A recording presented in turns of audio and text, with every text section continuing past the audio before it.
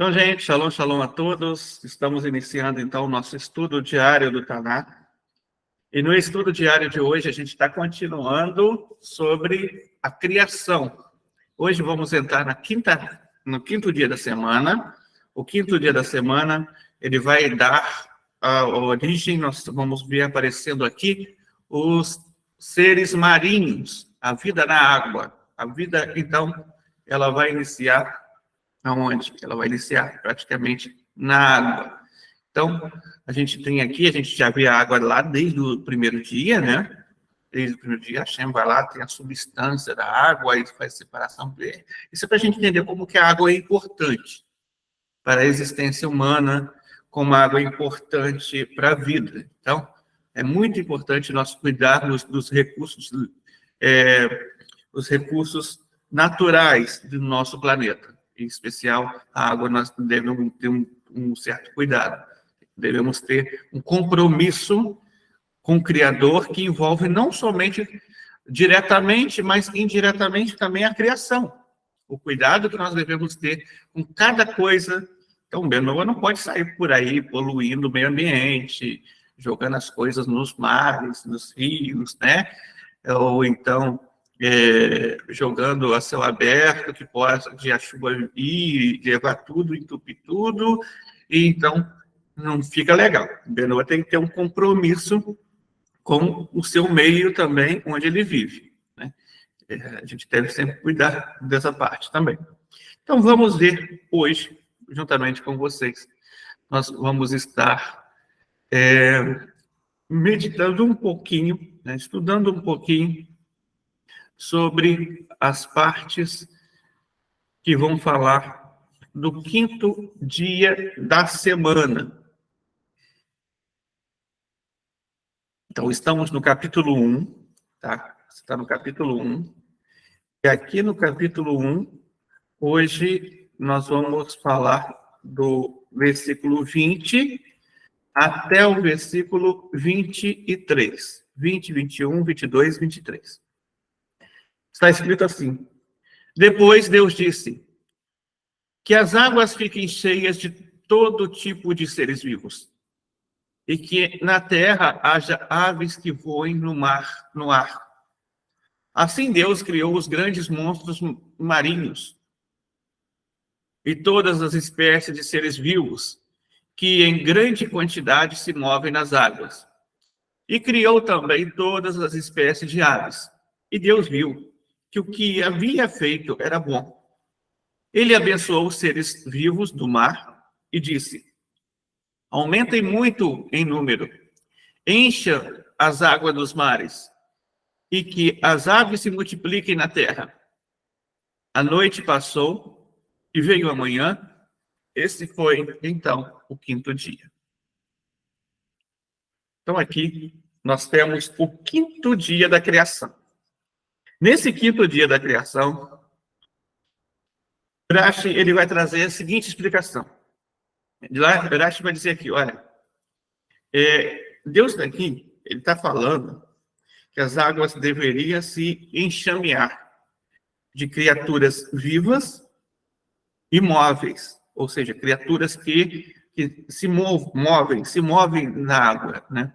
Ou seja, não são criaturas que não, por exemplo, não é vida vegetal, é uma vida realmente de seres que podem se locomover de um lugar para o outro. E as aves que saem, essas aves, Urashi vai dizer o seguinte, que elas saíram da lama dos pântanos e elas voarão sobre a terra através da face do céu celestial. Então, assim, Urashi explica sobre isso. Lá, Rebbe, lá no livro Teissirot, no volume 5, na página 16, o Rebbe, então, ele vai dizer o seguinte, olha, é que Deus, ele criou, o texto está dizendo que ele criou as grandes criaturas marinhas. O que são? A pergunta, mas o que é? Aí chega, sabe, mas o que são as grandes criaturas marinhas? Né? É uma pergunta que você tem. O que são?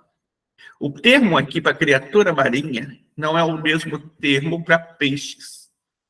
Peixes seria dagim.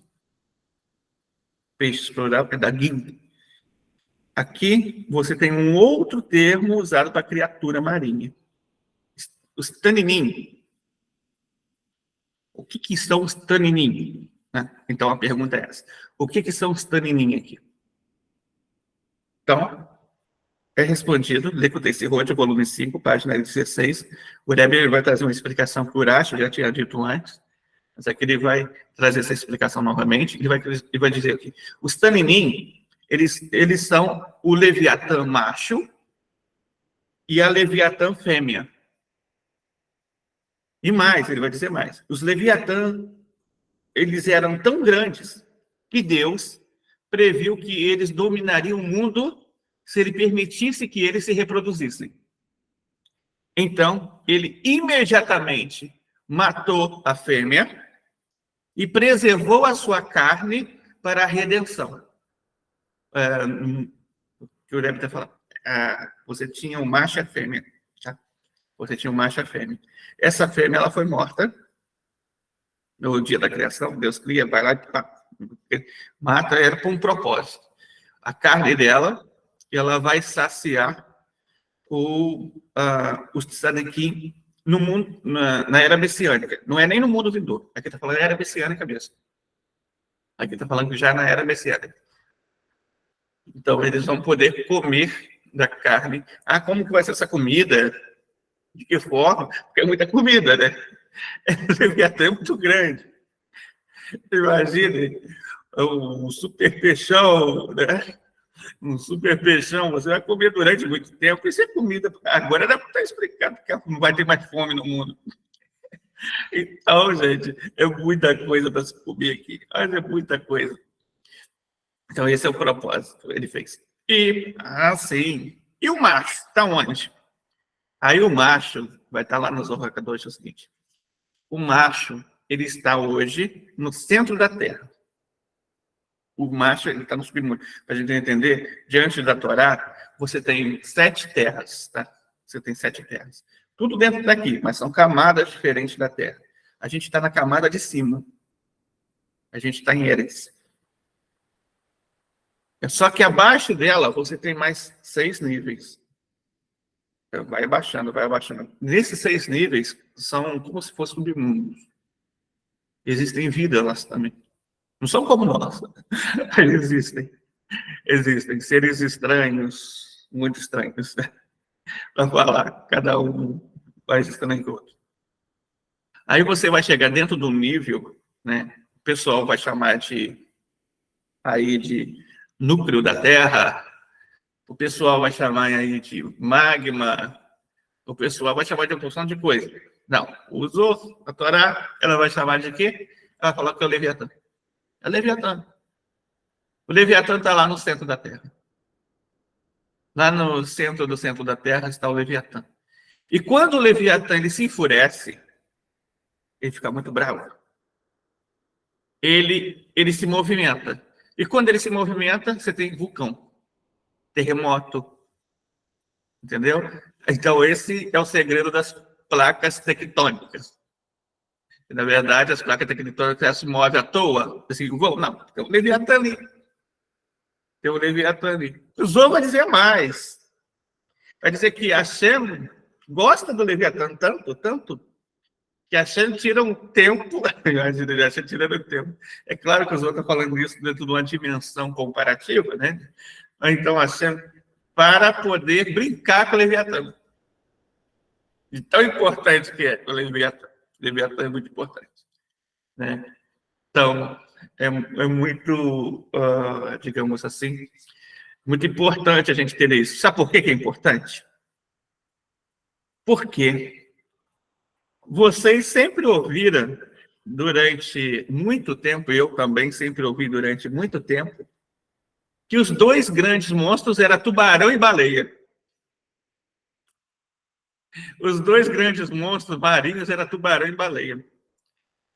Quem passou a infância dentro do protestantismo, frequentava a escola dominical todo domingo, sabia. As revistinhas de escola dominical, todas vinham trazendo dentro das fotos um tubarão e uma baleia, como os 2 grandes monstros. Não é, gente, não é. O termo tubarão e baleia entra dentro do termo daguim. São considerados peixes também. Baleia é um peixe, não deixa de ser um peixe. Agora, quando você fala de taninim, você está falando de monstros. Tá? Realmente monstros. O Leviatã era um monstro, é gigantesco, sem precedente, é enorme.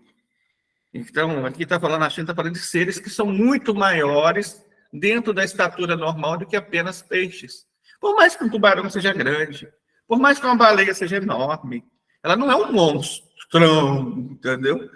Então, é isso que nós devemos entender. Essa é exatamente a diferença. Então, Deus aqui, ele vai continuar, aí ele vai criar todas as espécies particulares de seres vivos, todos aqueles que fervilham, com os quais a água se fervilha, ou seja, muita espécie de peixe diferente, um mais florido, mais bonito do que o outro, e todas as espécies particulares, também de aves que voam pelo céu, né? A Torá vai colocar aves aladas. São aves que realmente têm digamos, asa maior, né? Seria isso, a ideia das aves que voam mesmo. Deus, então, ele vê que tudo isso era bom, só que Deus continuou, né? Deus continuou, Deus não para aqui. Aí, lá no Likutei Sirot, no volume 10, na página 72, o Rebbe ele vai explicar mais um pouquinho, agora no versículo 22, ele vai explicar. Porque vai surgir uma pergunta. Deus, então, ele abençoa os peixes, os pássaros, os anfíbios, tá? Como que é essa bênção? Essa é a pergunta que fica. Então, o Rebbe responde. Essa bênção foi o seguinte: Deus sabe todas as coisas. E bem lá na frente, no futuro, ele viu que ele ia permitir que os humanos comessem esses peixes. E alguns peixes comeriam uns aos outros. Um peixe come o outro, né? E, portanto, eles não eram apenas frutíferos, mas eles reproduziam-se uma vez mais. Então, eles eram chamados também de prolíficos, tendo muitos descendentes ao longo de suas vidas. Só que a gente não para ainda. Agora a gente vai falar de peixe. Hoje a gente vai falar um pouquinho de peixe. O Rabbi Tzvi Meller Detnov, um grande rabino, ele é conhecido como Benei Sahar. Benei Sahar, um documento, um livro importante, né, que a gente vai destacar lá no Mamarei Hashabatot, capítulo 1, número 11. É um discurso racídico. Ele vai trazer o seguinte, ele vai trazer alguns ensinamentos sobre os peixes aqui. E ele vai dizer por que nós dizemos que comer peixe no Shabat é honrar o Shabat. Para vocês entenderem. O Shabat, ele tem várias mitzvot. Várias. Entendeu? Ele tem as 39 proibições que os judeus guardam, né? Que são obrigados a guardar, nós não. Mas ele tem outras da parte positiva, que é essa sim nós nos identificamos com essa parte. Dentro dessa parte positiva, você existe, lembrar do Shabat, honrar o Shabat. O Maimonides acaba juntando lembrar e honrar numa coisa só, mas tem outros sábios que separam honrar e lembrar. E você tem se deliciar no Shabat, que muita gente coloca no honrar também. No entanto, se a gente for classificar, são 3 formas positivas diferentes. O que é se deliciar no Shabat? Então, o que é se deliciar no Shabat? Se deliciar no Shabat, para a pessoa poder cumprir, é tudo aquilo que te dá prazer no Shabat. O Shabat não elimina o prazer, muito pelo contrário. O Shabat é o ápice do prazer. É o prazer do prazer. Porque o maior prazer do mundo, né, é você ter prazer com as coisas do Criador. Logo, o Shabat ele atinge esse nível muito grande. Por exemplo, muita gente pensa o contrário. Muita gente veio do Adventismo e pensa o seguinte, que no Shabat não pode ter intimidade no casal. Não, não é assim, está tudo errado. Intimidade do casal não é considerado trabalho. Não entra na proibição de trabalho. Muito pelo contrário. A noite do Shabat, a sexta-feira à noite, é a noite especial em que o casal tem as suas intimidades. É a noite especial do especial, é o ápice do ápice. E tem até hora para isso. Geralmente é o meio da noite. Tem até hora para isso. Para vocês entenderem. Então, nessa noite em especial, o casal ele vai estar desfrutando da sua intimidade. E quando eles fazem isso, é considerado pela Torá que eles estão se deliciando no Shabat.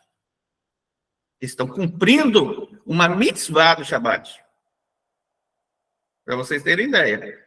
Como o pensamento que as pessoas criaram nas religiões é muito diferente do pensamento que a Torá faz. As pessoas pegam o Shabat e cortam tudo. Cortam tudo, cortam tudo. É ascetismo, né? Eles pegam uma vida de ascetismo. Pensam que o povo judeu é asceta.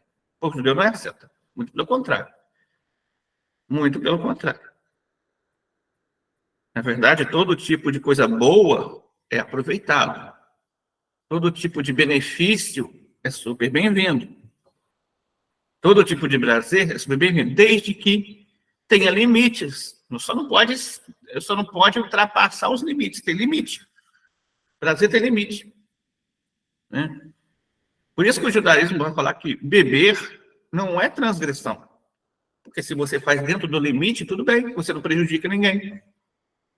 Agora, se você ultrapassa o limite, aí tem um problema. Por isso que o judaísmo vai falar que comer carne não é transgressão. Porque se você come, mas você não vive só para comer carne, mas a carne está dentro da sua forma de elevar o elemento, de elevar aquela centelha lá, e desfrutar, sim, seu corpo precisa, né, para ter força. Então, não é considerado uma transgressão. Muito pelo contrário, é um prazer que você tem, e em especial no dia do Shabat é super bem-vindo.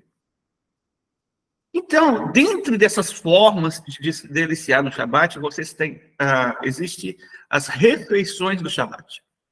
Você tem a primeira refeição do Shabat, que é feito, então, após o Kabbalat Shabat. Assim, é inaugurado pelo ato do Kiddush. É inaugurado pelo ato do Kiddush, essa primeira refeição. Após isso, você tem a segunda refeição, após o serviço da manhã do Shabat. Após isso, você tem mais uma refeição, incluído na tarde do Shabat, terceira refeição, que a refeição da tarde. Né? Após isso, você tem mais uma refeição, que é a refeição após a Havdalah. Mais uma refeição, a quarta refeição após a Havdalah. Então, você tem 4 refeições de Shabat. É porque o Shabat ele é estendido, tá? Eles geralmente estendem o Shabat um pouquinho para você aproveitar ao máximo dessa parte, essa energia boa que tem o Shabat. Então, aqui, dentro dessas refeições, sempre vão estar incluso algumas coisas. Entre elas, sempre vai ter halot, kiddush, de vinho. Sempre vão estar inclusos peixe, por exemplo. O peixe sempre vai estar incluso. Então, aí o Meller, ele vai explicar, o Benei Issachar, né? Ele vai explicar para a gente por que o peixe entra. Por que tem que ser o peixe? Por que o peixe é tão especial? Então, ele vai dizer o seguinte, na quinta-feira, Deus abençoou o peixe. E Deus os abençoou dizendo, frutificai e multiplicai-vos e enchei as águas dos mares. Na sexta-feira, ele abençoou a humanidade. Deus abençoou e disse: frutificai e multiplicai-vos e enchei a terra. No Shabat, o sétimo dia, Deus abençoou e declarou como sagrado. Então, aqui você tem a união de três coisas. Três bênçãos, três coisas, e unindo peixe, ser humano, Shabat. Então, ele vai dizer, está escrito lá no Eclesiastes, o Eres, o rei Salomão Hamele, ele vai dizer que um cordão de 3 fios não se rompe facilmente. Assim a gente combina todos esses três. O homem come o peixe no Shabat. E assim ele é abençoado com uma bênção tríplice. Que bênção tríplice é essa? A bênção sacerdotal. O peixe, ele vai trazer que Hashem te abençoe e te guarde. Juntamente o peixe com o homem, um ser humano, que Hashem faça brilhar seu semblante sobre você e lhe conceda a bênção. Juntamente com o Shabat, peixe, homem, Shabat, que Hashem levante seu semblante sobre você e lhe conceda a paz. Então, como um cordão de 3 fios, ele não se rompe facilmente, como diz a Escritura, né? Essa bênção, ela está bem referida.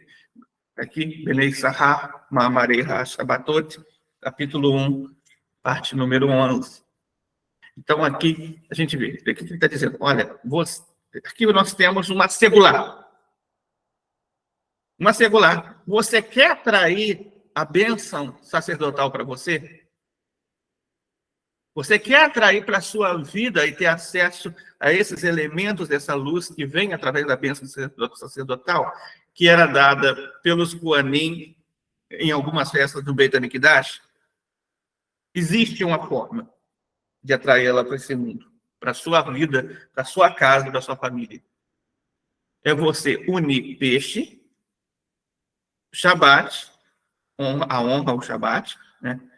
E você e sua família, ou seja, seres humanos e sua família.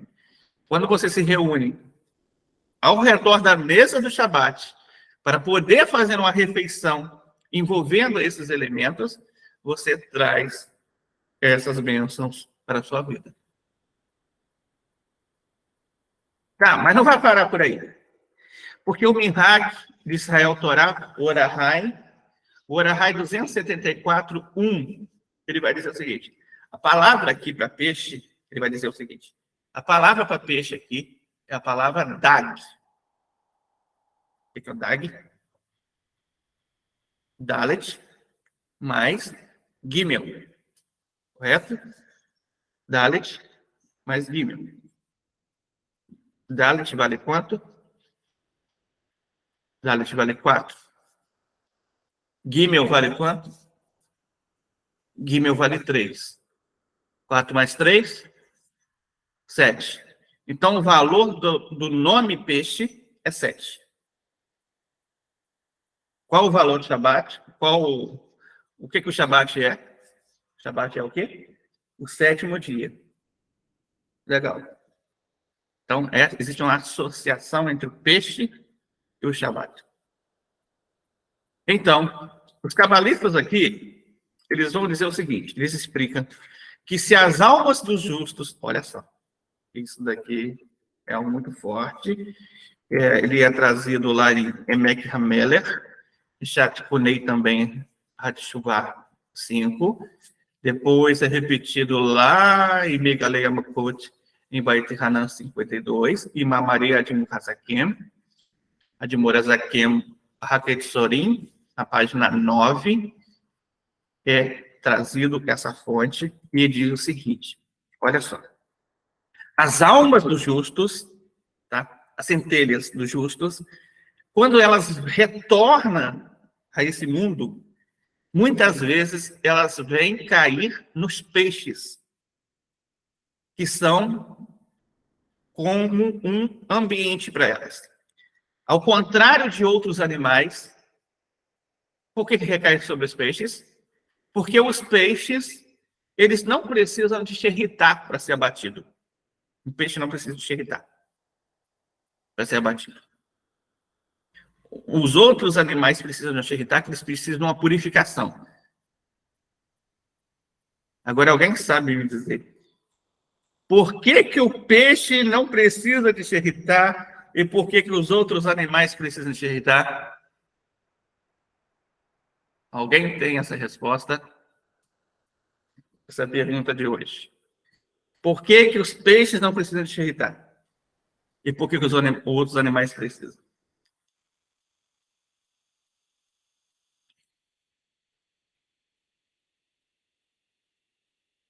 Vamos lá. A resposta é a seguinte. A resposta está lá na época de Noé, para isso. Eu vou explicar para vocês por que o peixe não precisa de se irritar. Acontece o seguinte, gente.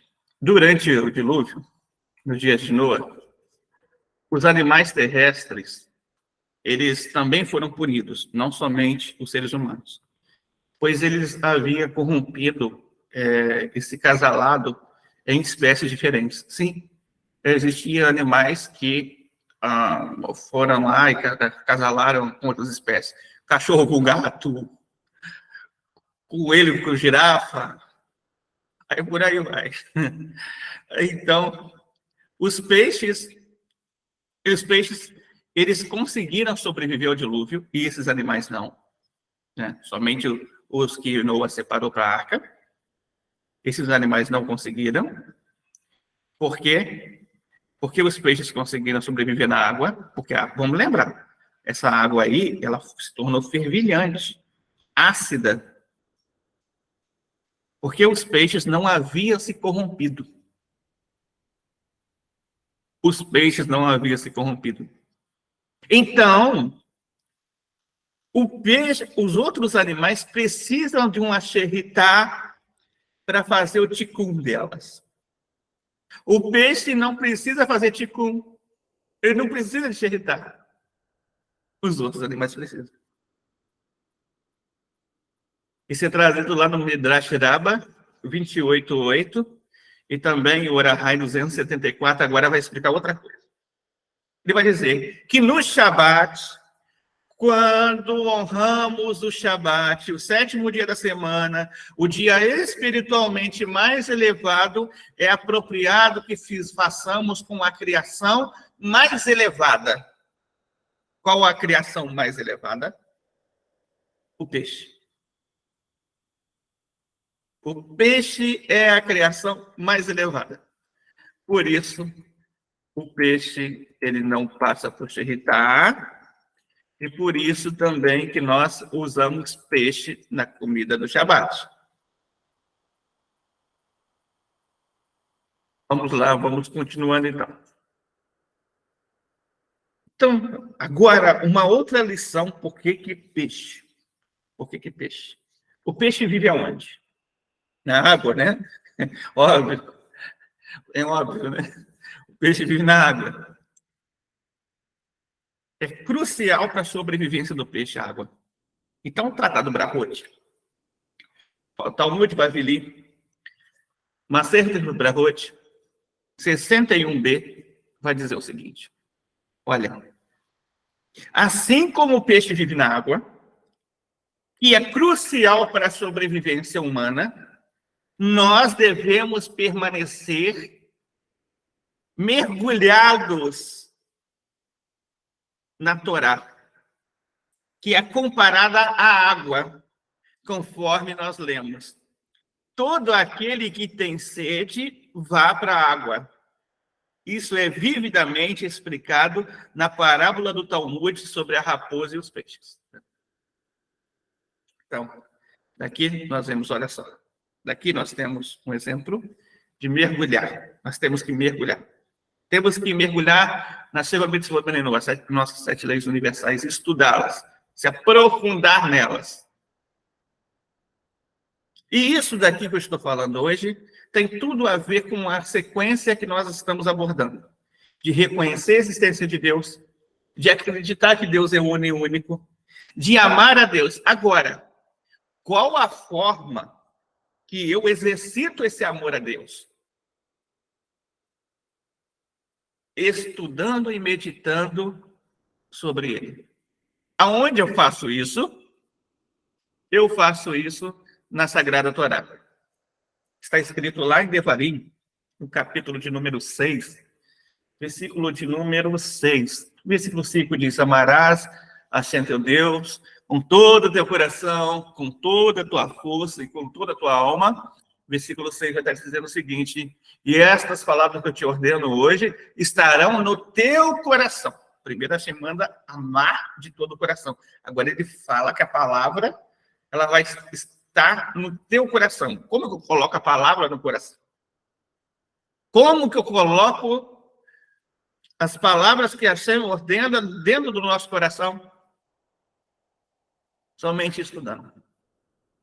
Somente meditando, somente revisando, estudo um atrás do outro, aplicando essa palavra e pensando o que ela significa para você. Onde que você tem que corrigir? Onde que você tem que melhorar?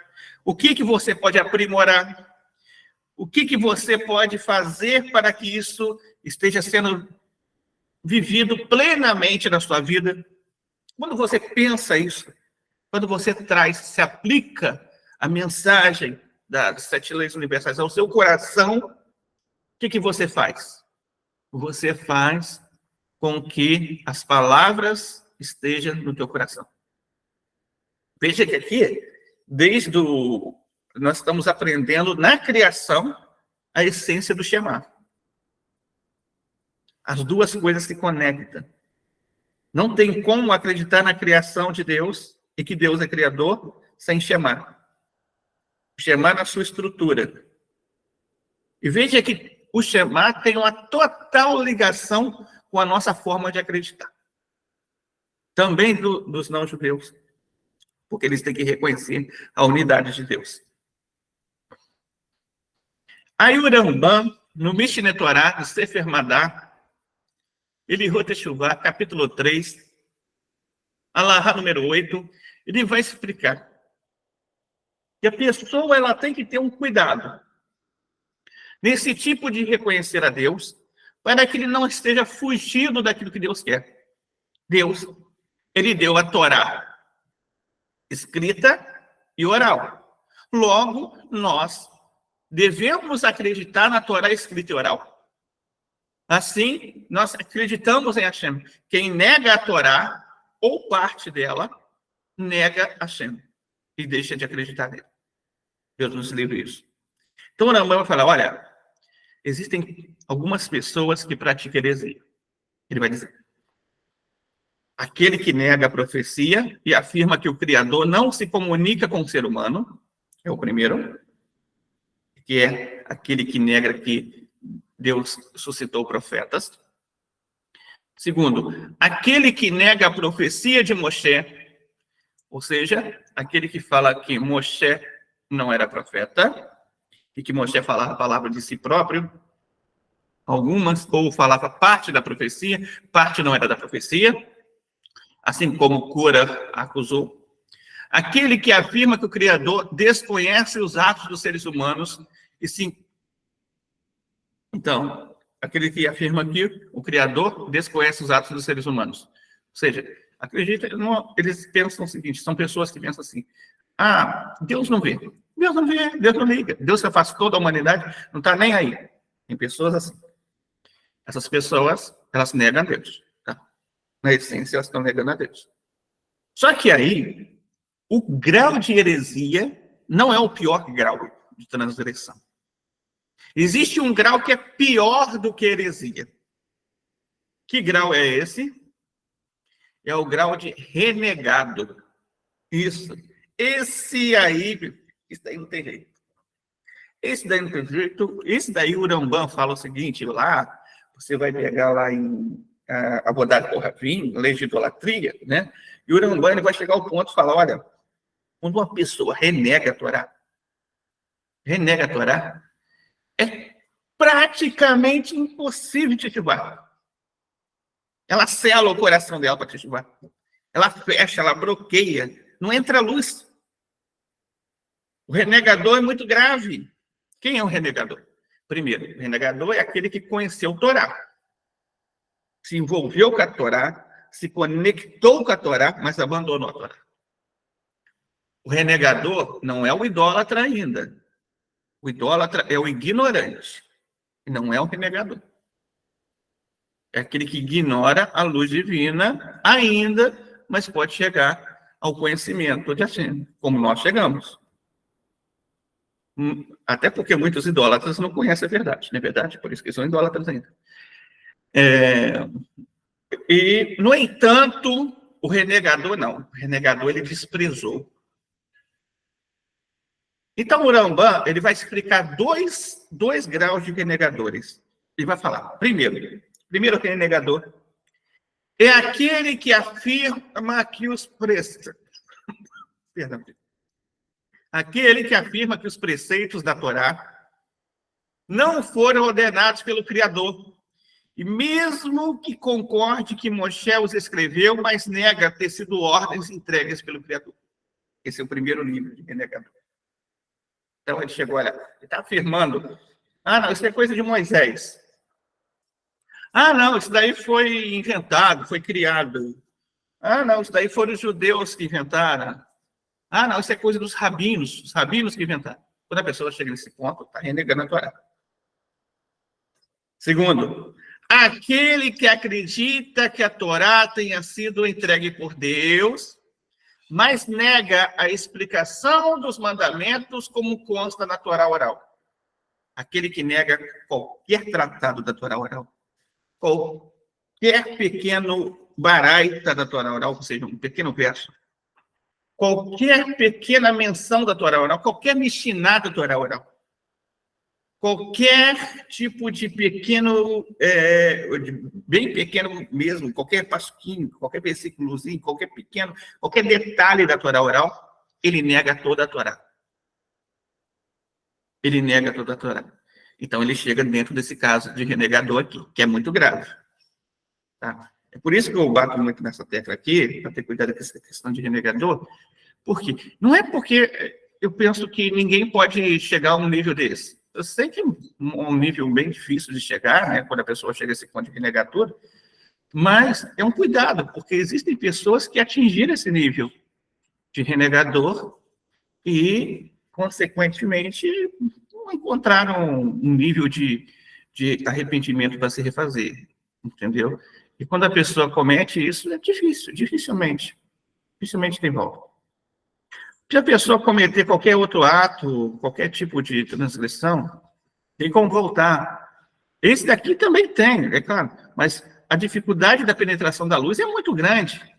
Esse é o grau de Faraó.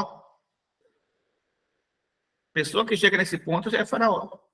Ela chega ao mesmo grau de Faraó, de dureza de coração. As cascas ofuscam a penetração da luz de uma forma tão intensa que nada. A pessoa atinge um nível aqui de descrença, de verdade. Tem que tomar cuidado. Porque se a pessoa atinge isso daqui, ela nega a existência de Deus.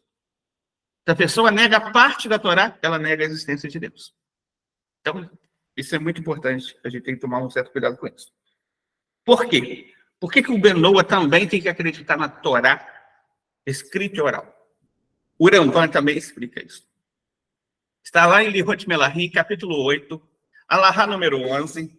No capítulo 8, Lei de Reis, capítulo 8, Alahá número 11, o Rambam, o Maimônides, ele vai dizer o seguinte, olha, qualquer um que aceita sobre si mesmo o cumprimento dessas 7 mitzvot, ou seja, das 7 leis universais, e é preciso em sua observância, é considerado um dos Hassidei Umot Leolam, um justo entre as nações, e merece parte no mundo vindouro.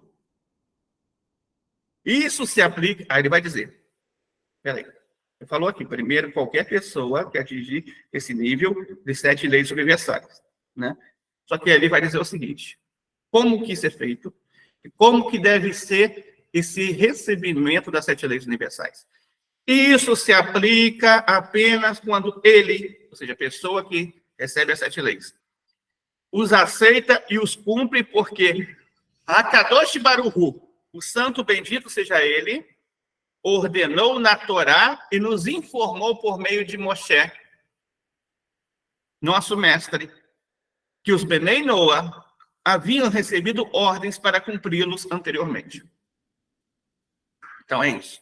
A pessoa, para acreditar de verdade nas 7 leis, ela deve acreditar que Moshe ele foi ordenado no Monte Sinai a estar ensinando às nações as 7 leis universais, ou seja, deve conectar outorga da Torá, povo de Israel, a Hashem. Ela tem que fazer essa conexão. Se ele não consegue conectar essas coisas, então não tem jeito. Então, ele tem que acreditar na Torá plena, escrita e oral, como ela foi ordenada a Moshe Rabbeinu. Logo, se a pessoa não faz isso, se ele só recebe a Torá escrita, ele não acredita na Torá oral. E também ele despreza o conhecimento da Torá, então renega a Deus. Então, tem que ter muito cuidado mesmo para acreditar dessa forma, tá? Porque é isso daqui que nos dá parte ao Olam Abá, ao mundo vindouro. É isso que nos dá parte ao mundo vindouro. O quê? Acreditar em Moshe Rabbeinu, ou seja, que Moshe Rabbeinu recebeu a Torá escrita e oral no Monte Sinai, acreditar que as nossas leis, as nossas 7 leis estão ordenadas na Torá, escrita e oral.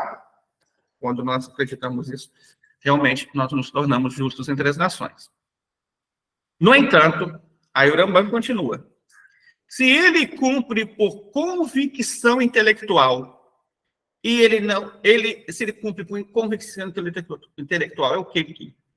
É aquela pessoa que não está cumprindo porque está ordenado na Torá, mas porque é uma boa conduta de vida. Ele não é considerado um justo entre as nações. Nem um sábio entre a nação. Por quê? Porque está cumprindo por conduta intelectual apenas.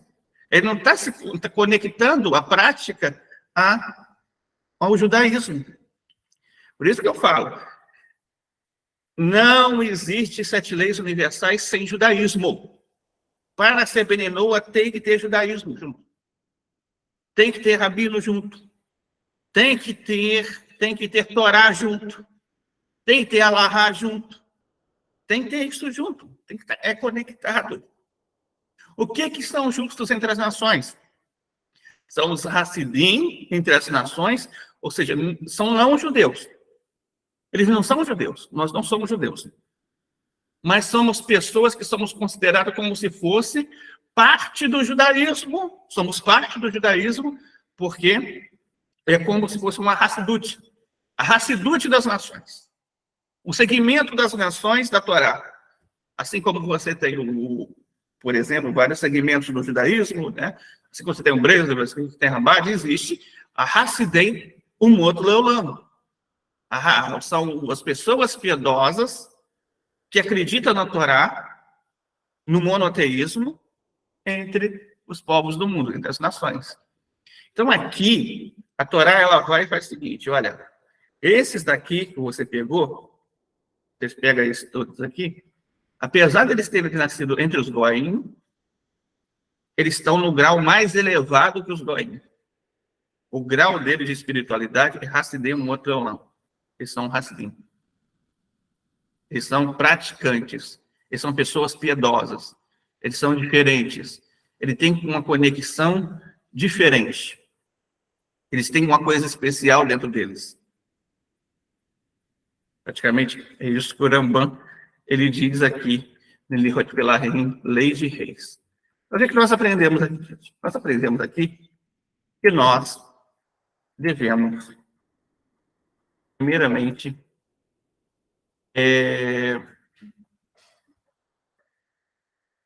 aprender sobre Deus diretamente por meio de sua sabedoria na Torá. E indiretamente por meio de sua criação, ou seja, refletir sobre a criação divina, sobre tudo que Deus fez, a fim de despertar e inspirar o amor no nosso coração. Devemos prosseguir na expressão desse amor, influenciando outros para se tornarem pessoas praticando as 7 leis, ouvindo e obedecendo a mensagem, acreditando na Torá, escrita e oral, como também reconhecendo que tudo veio à existência pelo Criador e lembrando a constante renovação da criação. Então, é isso que nós aprendemos aqui. Aprendemos que nós devemos reconhecer a inspiração da Torá, escrita e oral. E quando reconhecemos a inspiração da Torá, na sua forma plena, nós reconhecemos Hashem como nosso Criador. E aí sim, nós fazemos igual os peixes. Nós mergulhamos vivendo lá, mergulhando nas nossas 7 leis. E a Torá vai dizer que aquele que se mergulha nas 7 leis, ele é considerado, está lá no Tratado de Sanhedrin, na sede de Sanhedrin, está escrito o seguinte, 68a, 67b, 68a, vai estar escrito o seguinte, que aquele que estuda as suas 7 leis e mergulha nelas, se aprofunda nelas ali, é mergulhar, e mergulha nelas, ele é comparado ao Cohen Gadol, ele é comparado a um sumo sacerdote. Então, essa é a maravilha de hoje. Vamos então estar abrindo agora para perguntas. Quem tiver alguma pergunta, pode levantar a mão.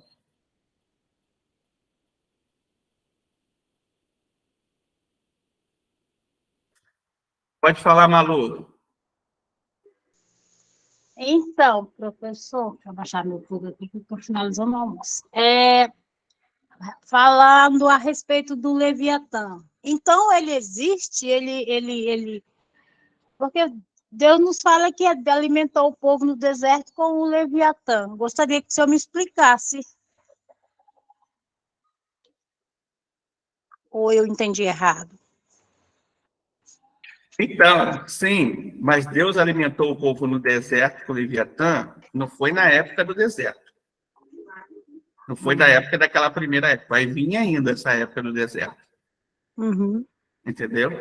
Essa vai ser a geração que morreu no deserto, que vai ressuscitar, junto com Moshe Rabbeinu, entendeu? E eles receberam o Leviatã como alimentação. Todos Mas aqui, ele continua a existir. que a gente está vendo na Paraxá dessa semana, que morreram no deserto, Sim. bem, todos aqueles que se rebelaram, eles vão ressuscitar, tá? Eles vão ressuscitar. Porque eles já fizeram o tipo 1 deles. O tipo 1 deles foram ter morrido no deserto. Eles já retificaram. Entendi. Obrigada, professor. Nada. Ronald, pode falar.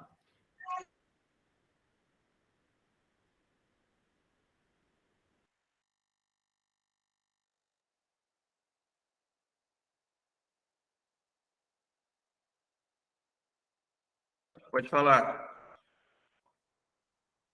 Está desligado o microfone.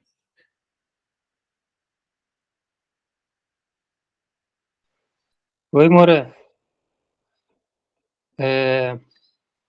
O peixe, Moré, que você falou,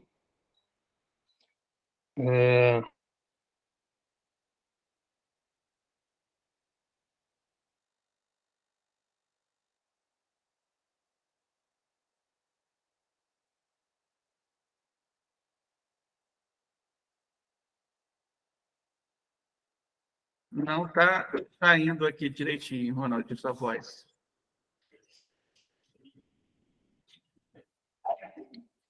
Então, vou responder Moré, só uma eu vou pergunta. passar para a Josi, que está falhando, aí depois eu falo.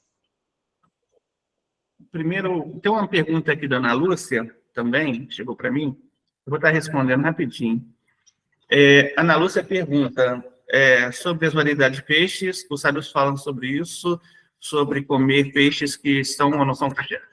É o seguinte, cacherote é para o Benô, não é para o Benô, ou seja, não é ordenado para o Benô, ele pode até cumprir voluntariamente, mas ele é obrigado somente para os judeus. Porque os judeus são um povo separado de Hashem, e requer santidade para trazer luz para o mundo. Então, eles precisam que o refinamento dele venha através das ordens de kasherut, de comer kasher.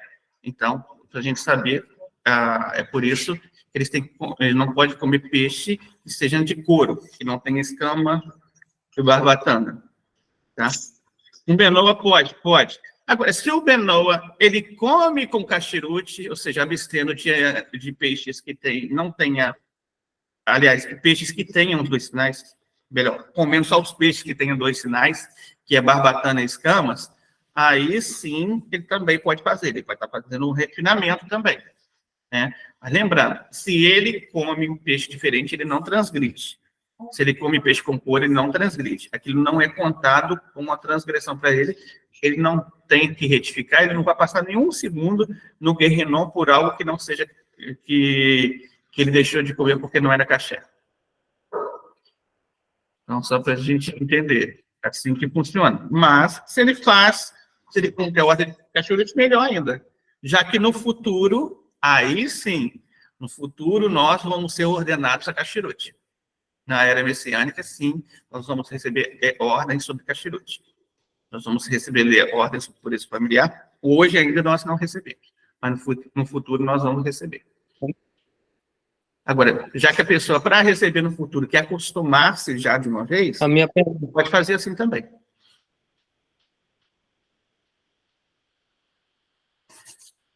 Joedva, pode falar. Então, Moré, o senhor estava falando que para ser considerado justo entre as nações, tem que ser um Bnei Noa, né? Estar ligado ao judaísmo. Mas acontece que também, se a pessoa fizer uma grande coisa em prol dos judeus, mesmo que eles não sejam Bnei Noas, eles também são considerados justos entre as nações, né? Sim, mas vai depender. Como foi o caso... Peraí, Moré, dá licença. Fique quietinha só um pouquinho. Aí, Moré, como o caso daquelas pessoas da Segunda Guerra que salvaram tanta gente. Mas é diferente, tá? Eles também são considerados justos entre as nações, né? Mas é diferente. Então, você poderia explicar a diferença para mim, por favor? A diferença é que aquele reconhecimento não é pelos sábios de Torá, nem pelo tribunal, mas sim pelo Estado de Israel. Eles usam esse título apenas para se referir a eles como heróis de guerra. Entendeu? O Estado de Israel não é religioso. O Estado de Israel é laico. Sim, eu sei, mas eu pensei que, Não. na minha ignorância, que fosse o tribunal rabínico que tivesse dado o título. Então, não foi o tribunal rabínico. Não dá esse foi título. o Estado de Israel. Não, o tribunal não deu esse título para eles. Só dá para realmente aqueles que acreditam. Agora, existe um nível, existe fonte para isso até, de que quando uma pessoa ela salva a vida de um judeu, a alma dela automaticamente atinge níveis e naquele momento ele acredita em tudo. Entendeu? Naquele momento ele acredita em tudo o que a Torá diz. Existe isso. Tá? Ele faz uma elevação da alma muito grande quando ele salva a vida de um judeu. É claro que ele tem que salvar a vida de um judeu praticante, né? É claro porque, por exemplo, existem judeus que não são praticantes, não é verdade? Por exemplo, a gente tem vários tipos de judeus que não são praticantes hoje em dia. Bill Gates é judeu, para quem não sabe. Tá? Bill Gates é judeu, ele não é praticante de judaísmo. Judeu, eu não entendi o que o senhor disse, o nome. O Bill Gates é judeu. Ah, tá. O ator do Harry Potter, por exemplo, é judeu. Ele não é praticante de judaísmo. Ele é judeu. Né? Para quem não sabe. O Kanye West, já ouviu falar do Kanye West? O Kanye West, que fez um monte de discursos contra os judeus, ele foi judeu. Foi criado em sinagoga e tudo. que fez os últimos atos a favor do pessoal fazer o quebra-quebra contra as sinagogas lá nos Estados Unidos. Ele é judeu, para quem não sabe. E aí, no caso, se ele foi criado em sinagoga e tudo, além, ele também pode ser considerado um renegador, é isso? Um renegador. Ele é um renegador. Ele conhece a Torá. E ele sabe o que está fazendo. E sabe o quanto custa isso. Isso é grave, muito grave.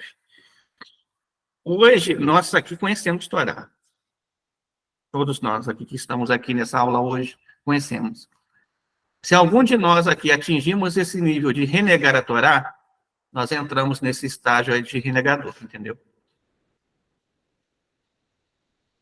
Deus nos livre, que Deus nos guarde disso, né? Entendi, Moré. Era porque tinha me ficado essa dúvida. Muito obrigada, tá? Nada. Geraldo, pode falar. Aproveitando essa parte, mas a pergunta é outra parte. Nesse caso aí de renegador, nós temos aqui muito perto o padre José de Anchieta, fundador lá de São Paulo. Ele era descendente de judeus, conhecia a Torá, mas ele optou para seguir dentro do catolicismo, né? Então, perto de nós tem muitos, né? Bom, a respeito do peixe, dos monstros marinhos, a gente sabe que em alto mar tem a profundidade chega de quilômetros, não é? De profundidade. E um tempo atrás, eu não sei precisar quando foi isso aí, o navio estava em alto mar e alguma distância do navio, de repente, começou a boiar uma espécie de peixe que tinha como chifres nas costas, e sua cabeça muito grande, também cheia de chifres. Aí ele foi visto da cauda para a cabeça. Então, aí, nesse caso, é possível ser um dos Tanini, né? Sim, sim, com certeza. É bem possível. Não, certo, ok. Eu não sei se vocês lembram, durante um tempo atrás, as pessoas geralmente vão, tudo que ela vê como um animal grande dentro da água, elas vão comparar dinossauros, entendeu? As pessoas sempre vão comparar dinossauros. Mas, no entanto, você está falando aqui de um Leviatã, por exemplo. Durante muito tempo, na cidade de Ness, na Escócia, tem um lago lá, o Lago Ness, para quem não sabe. E durante muito tempo foi visto um grande animal que levantava o pescoço assim, na água. E fizeram muitas filmagens. Depois tentaram desmentir. Falar que não era. Porque, gente, tudo que vai causar um grande impacto na humanidade, vai alarmar a pessoa, eles é claro que vão falar, olha, não é assim, que é isso, esse é falso. É claro que vão falar. Porque senão o mundo entra em pânico. Entendeu? Senão o mundo não vive, entra todo mundo em pânico. Imagina você saber que tem um animal desse dentro d'água, perto de você. Você não abre mais comércio, você muda de cidade, você faz um monte de coisa. Então, tudo que vai envolver essas existências assim, de coisas que estão fora do nosso normal, né, da sociedade moderna, contemporânea, eles vão falar, olha, não é assim, já arrumamos, já fizemos lá, vimos que isso era um truque, que fulano fez um truque, que parecia dessa forma, essa... É claro que vão falar, é claro. Você acha que as pessoas querem atrapalhar a vida social e o andar do mundo? Não. Ninguém quer atrapalhar. Porque,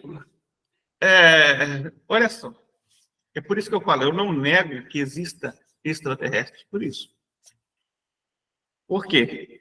Porque chegar alguém que conhece, que sabe que existe, a NASA chegar hoje e falar que existe, o que vai acontecer com o mundo? O mundo para. O mundo para. Acabou a economia. entra numa crise mundial pior que nós estamos. Entra numa crise mundial pior ainda que nós estamos. E aí, meu filho, ninguém segura. Então, é claro que eles não vão falar. É óbvio. Existe por que eles não falaram.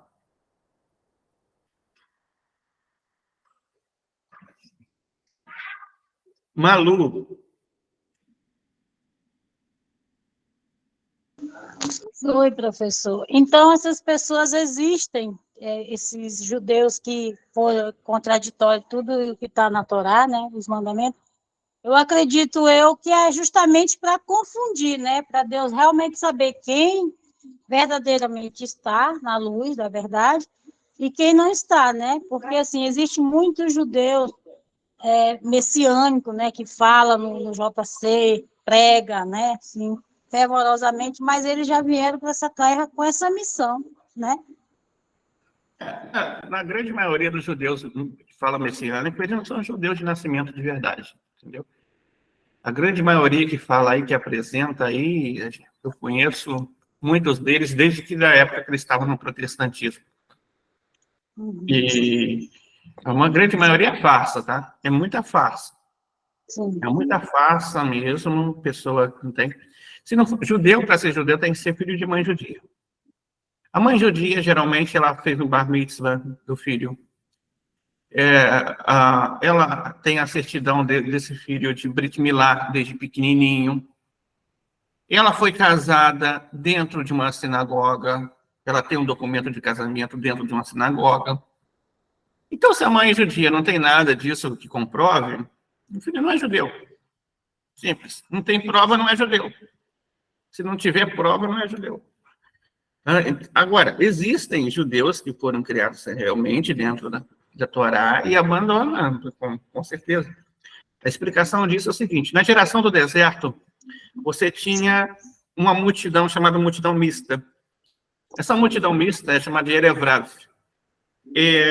Eles fingiram que se converteram ao judaísmo, na época, só que não se converteram, eles queriam pegar, digamos assim, as formas como o Moshe Rabbeinu, ele fazia alguns milagres, entendeu?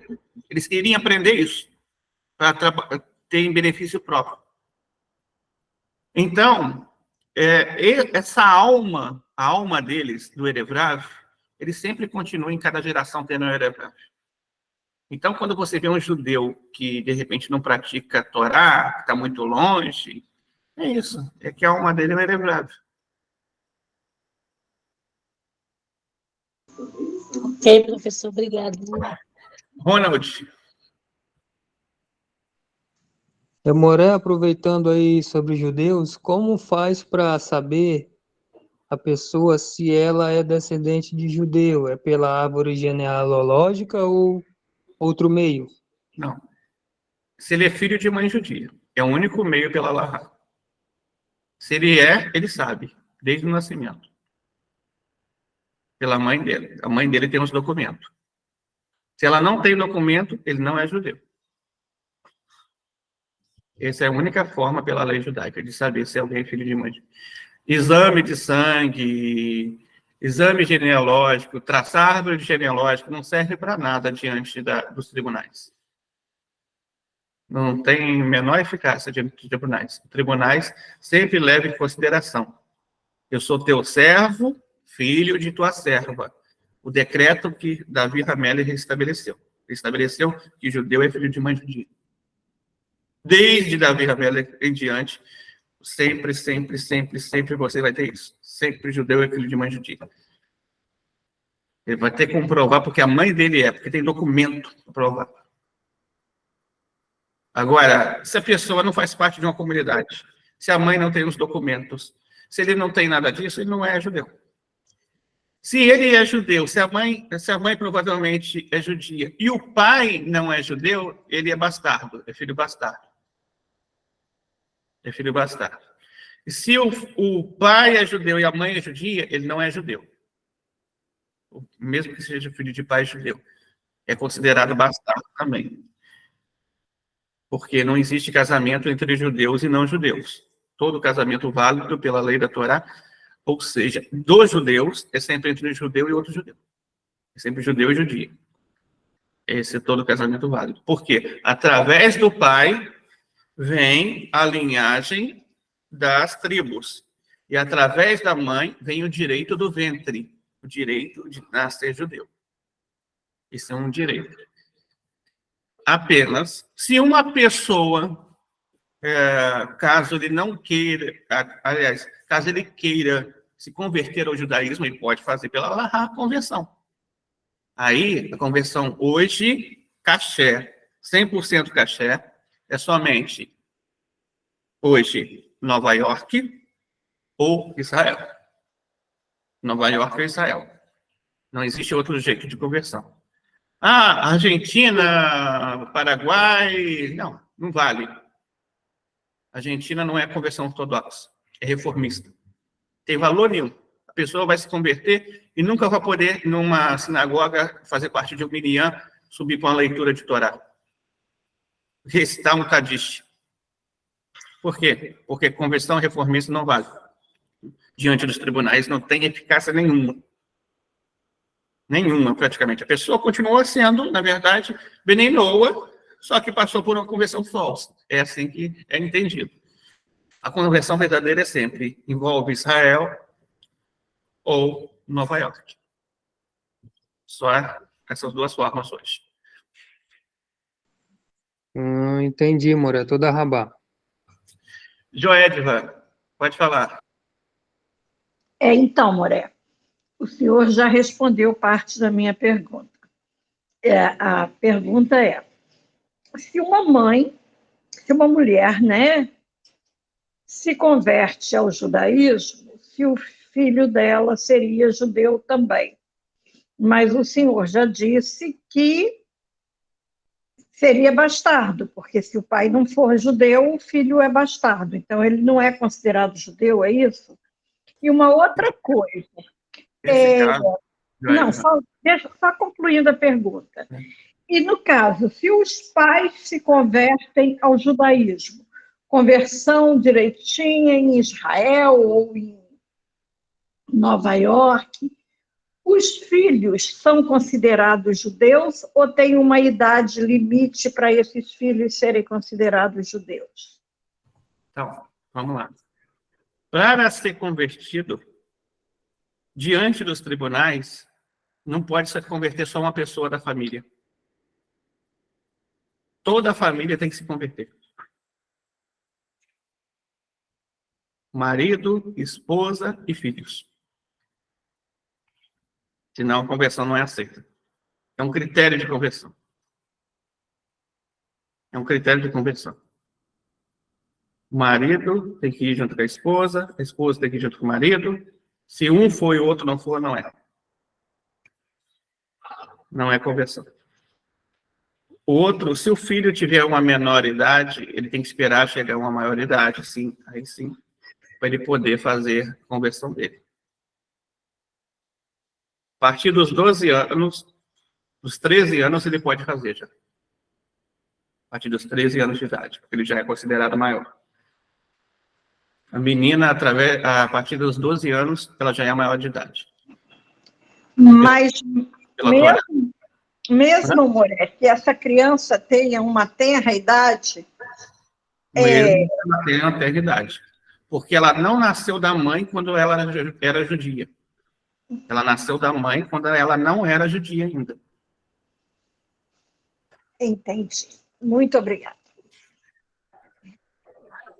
Simone, pode falar.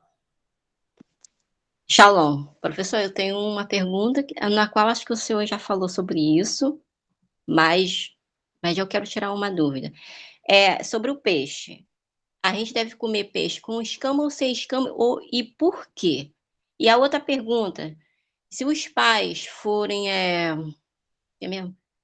convertidos ao judaísmo, ele tem que cumprir também as 200, quer dizer, 600 e... Os mandamentos também? Tem que cumprir os mandamentos? Então, vamos lá. Primeiro, eu vou começar sobre os peixes.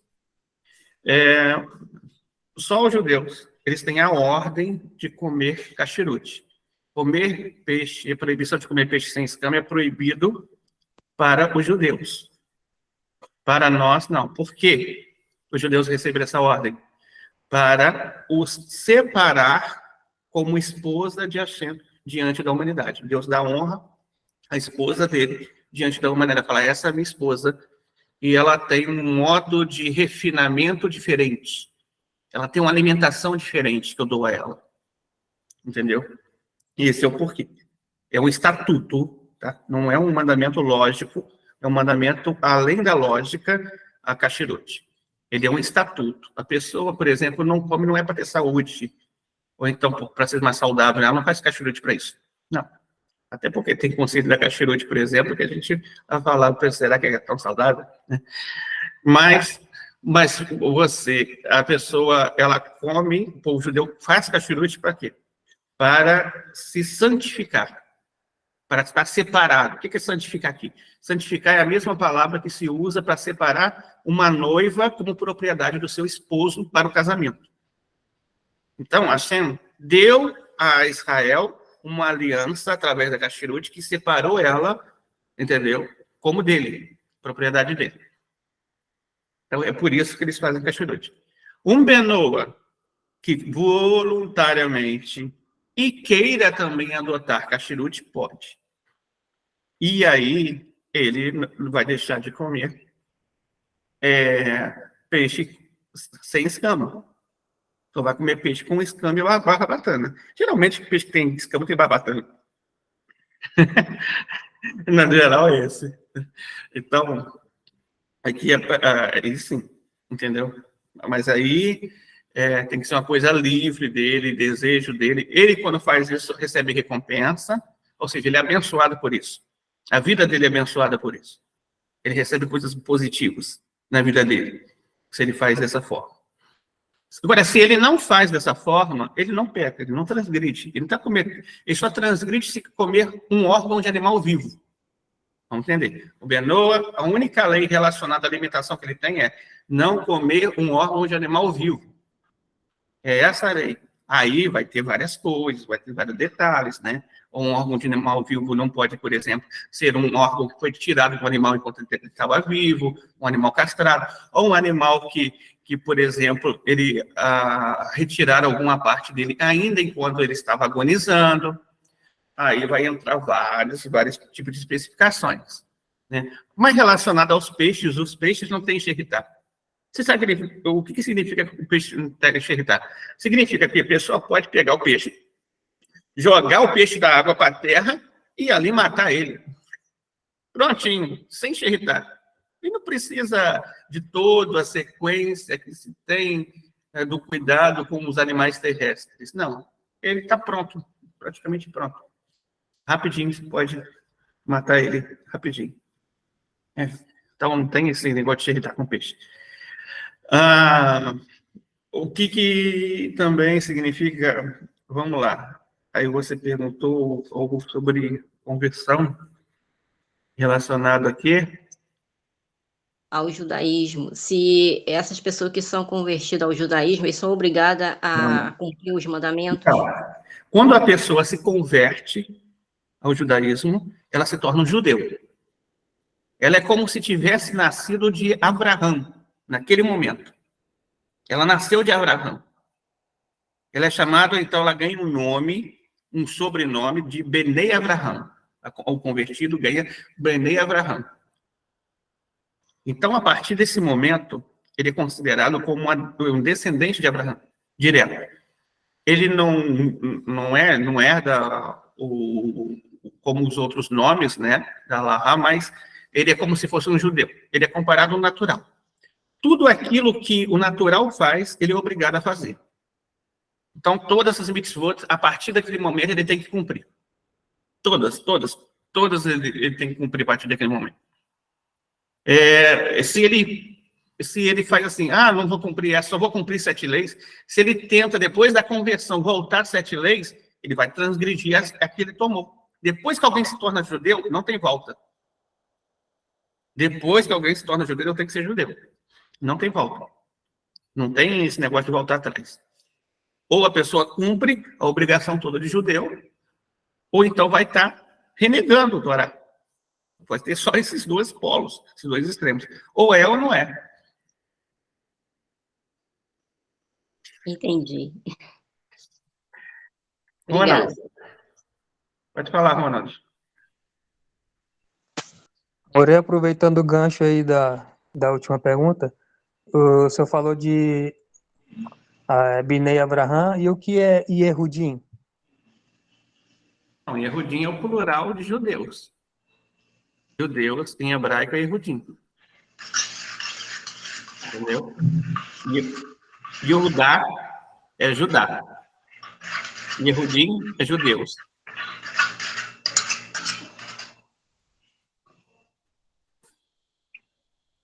Toda palavra em hebraico que tiver in no final, ele é um plural masculino. Toda palavra que tiver in no final. Por exemplo, Terrilim é o plural de Terrilá, louvor, né? Terrilim, louvores. Então, toda palavra que tiver in, por exemplo, no final, vai ser uma palavra plural masculina. Agora, toda palavra que tiver ot no final, ot, é uma palavra plural feminina. É um plural feminino. Então. Toda palavra que tiver ot no final. É plural feminino.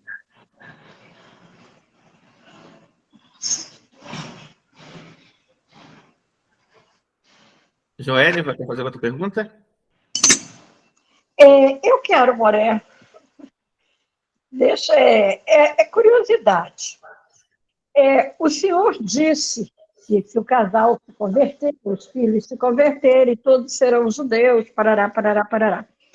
A partir do momento que essa família se tornar toda judia, né, eles ainda não têm uma linhagem, como o senhor disse, eles vão receber de Abraão, você, né, filhos de Abraão. E eles podem se casar, os filhos desse casal, dessa família, podem se casar com judeus de qualquer linhagem? Ou existe um certo tipo ainda de separação? Os convertidos precisam se casar com convertidos. Então, podem se casar com qualquer linhagem, desde que a linhagem da pessoa não seja da tribo de Levi. O restante eles podem, qualquer linhagem. Porque para a tribo de Levi tem coisas especiais. É uma parada muito especial. Por exemplo, existem casamentos entre os judeus que não pode ser feito, entre os judeus de nascimento, que não pode casar com a tribo de Levi.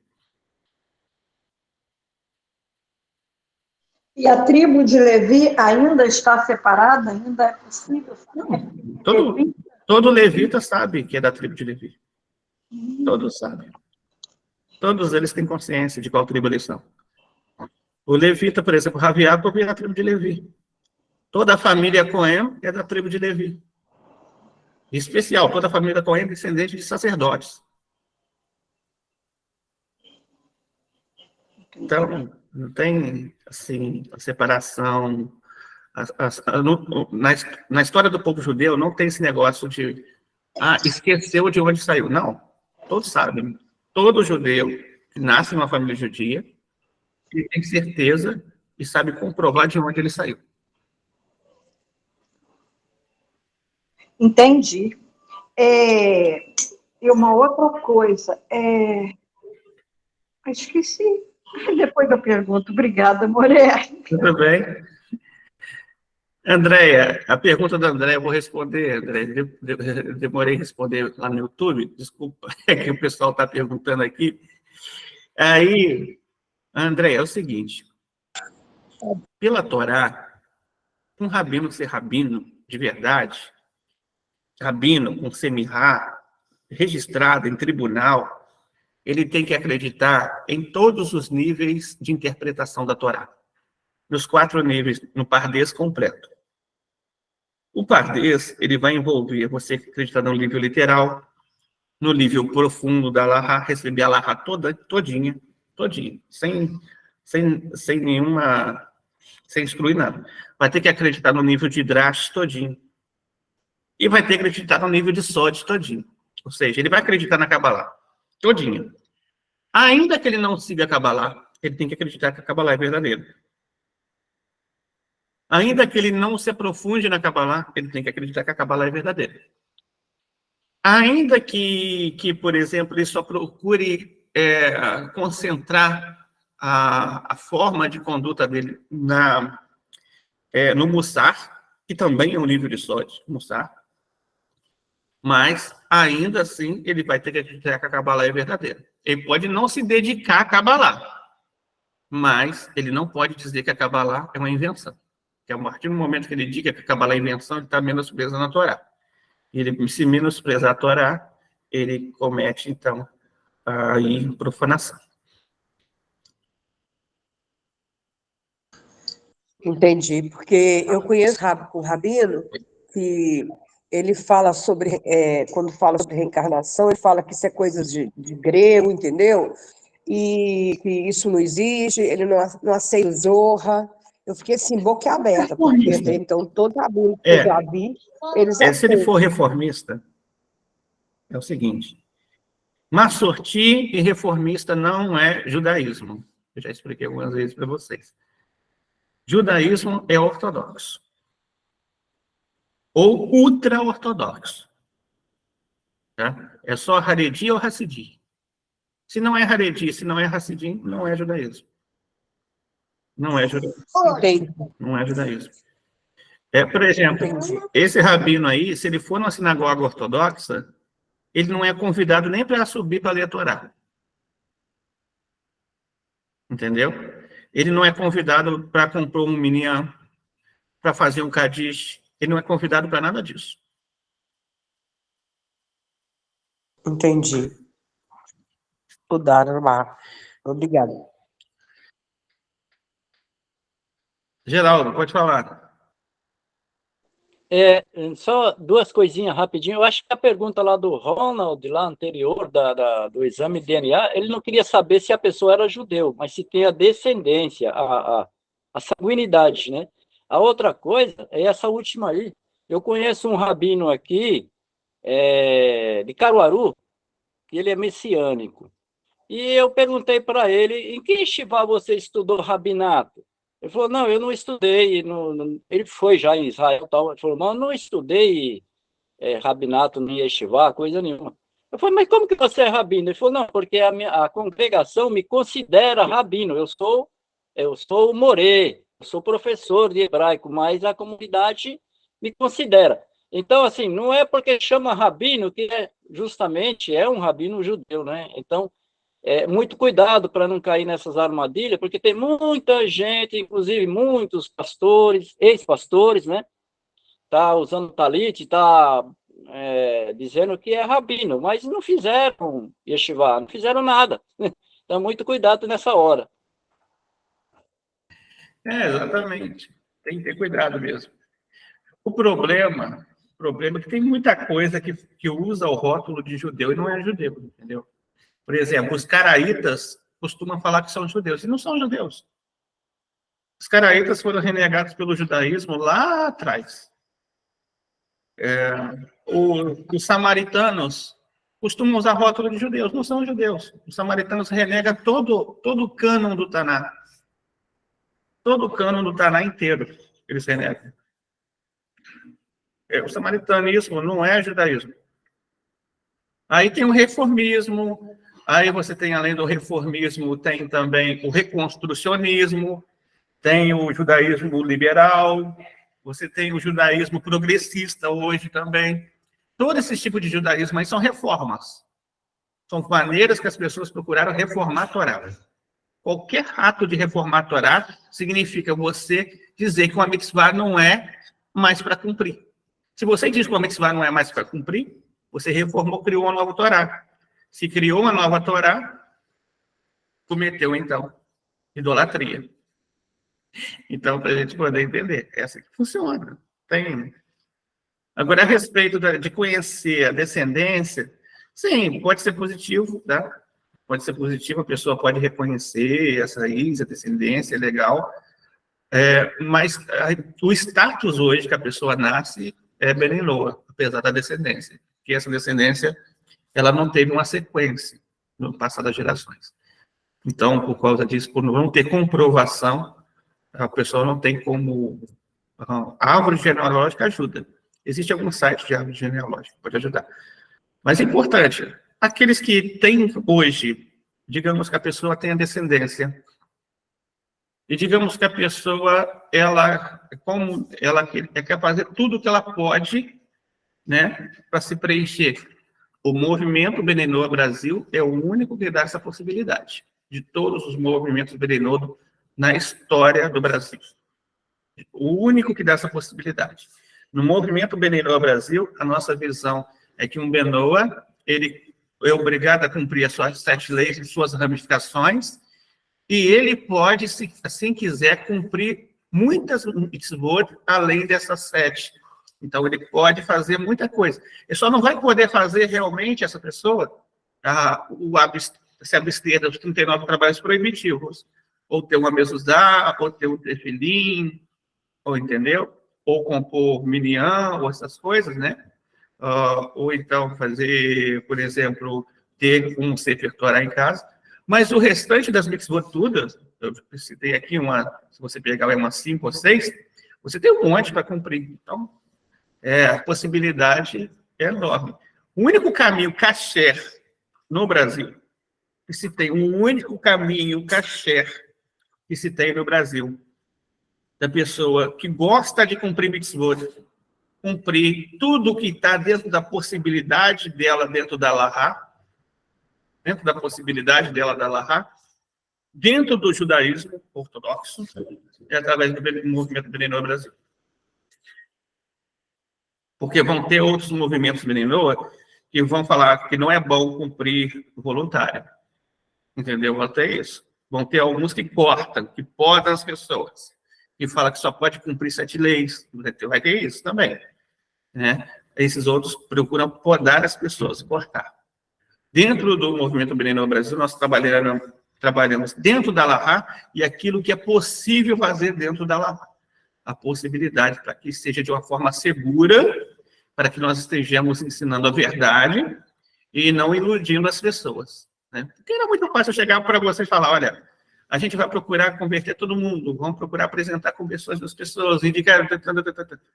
Só que isso seria mentira. Tem um que fez isso daqui no Brasil e fugiu lá para a Itália, porque está cheio de processo. Está cheio de processo nas costas. Não pode nem voltar no Brasil, nem entrar em Israel. A verdade é essa. Por isso que ele está fugido na Itália. Né? E hoje ele diz que ganhou lá rabinato-chefe da Itália. Ele não ganhou rabinato-chefe, ele está fugido. Ele está na Sicília fugido. A verdade é essa. Ele pode achar o que quiser, ensinou que as conversões que ele fazia no Brasil eram aceitas. Nenhuma é aceita pelo tribunal. O tribunal foi lá e processou ele. Então, essa é a questão. Na verdade, é essa a questão.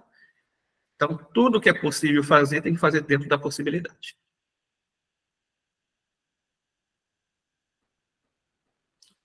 Joed, pode falar. Então, Morel, o senhor está se referindo àquele cara do Sinagoga Sem Fronteira? Sim, estou referindo a ele. Eu não posso falar o nome dele. É porque ele tem um conjunto de advogados que todo mundo que fala o nome dele processa. Não, sim. Então, mas eu não falei o nome. Então, é por isso que eu não falo o nome dele. Felizmente, ele é assim. Para ser rabino, Moré, tem que ser levita ou não? Qualquer judeu plenitude pode ser rabino. Desde que seja judeu, e fazer o trâmite direitinho, entendeu? Do curso, do rabinato direitinho, a pessoa pode ser ordenada e ter uma semirra.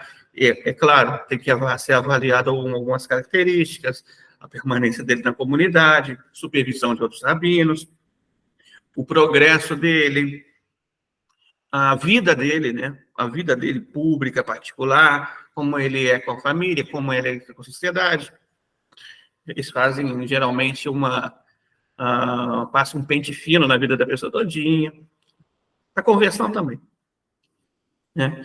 Eles passam um pente fino todinho na vida da pessoa, desde que nasceu, né, até o dia que ele está ali ingressando no curso de formação, e aí sim, depois desses processos todos, sim, ele pode passar pelo rabinato, vai Benebrak, vai lá, estuda lá, tal, depois sai de lá e realmente recebe a seminha, a ordenação pelo tribunal, e é considerado rabino.